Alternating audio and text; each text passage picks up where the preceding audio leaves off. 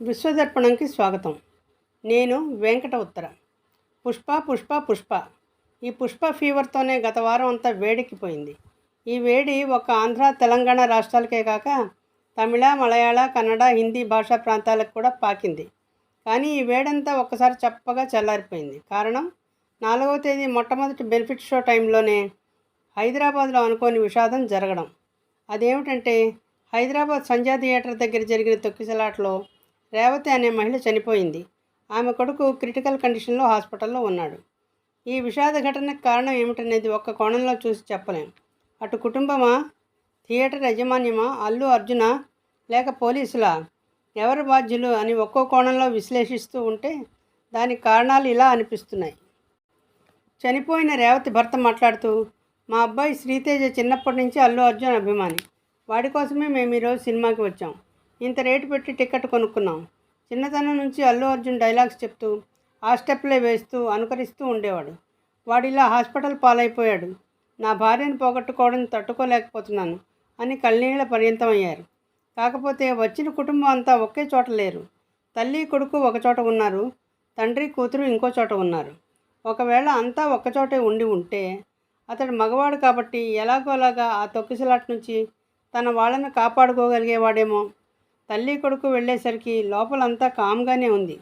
సడన్గా అల్లు అర్జున్ కనపడడంతో తోపుడు ప్రారంభమైంది.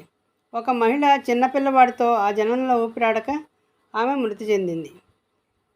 ఆ బెనిఫిట్ షోకి అంటే చిన్నపిల్లల్ని ఇలా తీసుకురావడం కరెక్టేనా? 2 రోజులు ఆగొచ్చు కదా అని కొంతమంది అంటున్నారు.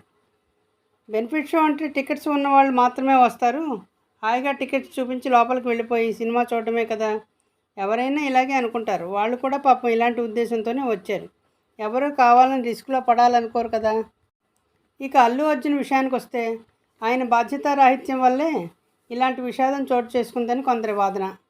అల్లు అర్జున్ ఓపెన్ టాప్ జీప్లో వచ్చి థియేటర్ వద్ద బయట రోడ్డుపై నుంచి అభిమానులకు చేతులు ఊపుతూ వారిని ఉత్సాహపరుస్తూ చేసిన విన్యాసాల వల్లనే ఆయనను మరింత దగ్గరగా చూడాలనే ప్రయత్నంలో తోపులాట జరిగిందని, దాంతో టిక్కెట్లు లేని జనం కూడా రోడ్డుపై నుండి గేట్ తీయగానే వాటితో పాటు లోపలికి వచ్చేయడంతో ఆ థియేటర్లో ఎక్కువ స్పేస్ కూడా లేకపోవడం వల్ల ఇలా జరిగిందని అంటున్నారు.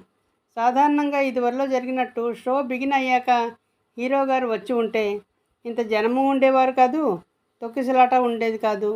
అభిమానుల రియాక్షన్ ఎలా ఉందో సినిమా పట్ల అని చూడాలనుకోవడం తప్పేమీ కాదు. కానీ సడన్ ఎంట్రీ ఇచ్చి జనాలను ఉద్రేకపడేలా చేయడం మాత్రం తప్పు అనేది కొందరు వాదన. ఇక థియేటర్ యాజమాన్యం విషయానికి వస్తే వారికి కనీసం పావుగంట ముందైనా తెలిసే ఉంటుంది కదా. ఎక్స్ట్రా పోలీస్ ఫోర్స్ని అరేంజ్ చేయకపోవడం, జనాల్ని కంట్రోల్ చేసేవాళ్ళు అక్కడ లేకపోవడం థియేటర్ యాజమాన్యం బాధ్యతారాహిత్యమే అంటున్నారు.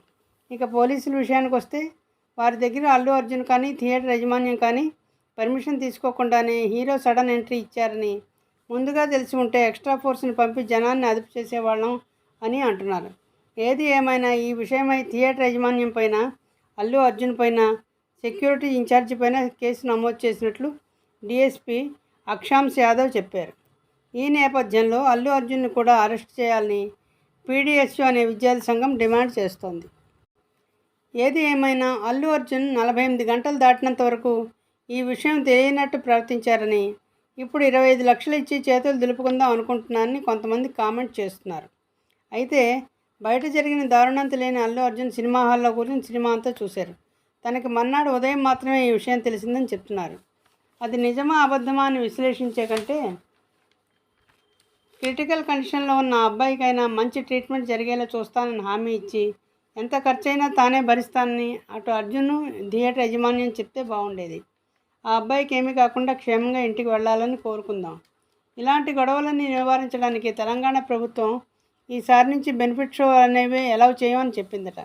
ఒకవేళ హీరో థియేటర్కి రావాలని అనుకుంటే ముందుగా పోలీస్ పర్మిషన్ తీసుకోవాలని చెప్పినట్టు సమాచారం. అభిమానులు కూడా హీరో తమలాంటి మనిషేనని, అంత వెర్రిగా పక్కవాళ్ళు చస్తున్నా తొక్కుకుంటూ వెళ్ళనవసరం లేదని తెలుసుకుని మరింత బాధ్యతాయుతంగా ప్రవర్తిస్తారని ఆశిద్దాం. ఈ విశ్లేషణ మీకు నచ్చినట్లయితే లైక్ చేయండి, షేర్ చేయండి, సబ్స్క్రైబ్ చేయండి. మరొక మంచి వీడియోతో మీకు ముందరకు వస్తాను. మీ ఉత్తర.